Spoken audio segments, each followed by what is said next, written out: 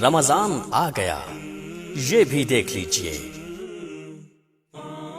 कहीं आपके पड़ोस में कोई सहरी या इफ्तारी से महरूम तो नहीं?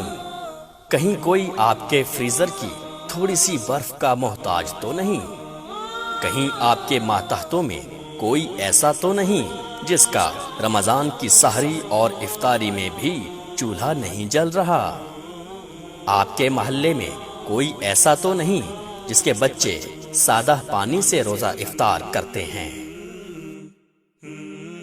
याद रखिए, आपकी जरा सी इनायत और थोड़ी सी सखावत आपके इर्द गिर्द खुशियां बिखेर सकती है और आपकी आखिरत को गुलो गुलजार कर सकती है। सहीह बुखारी में है, जहन्नम से बच जाइए, अगरचे खजूर के एक टुकड़े से ही सही।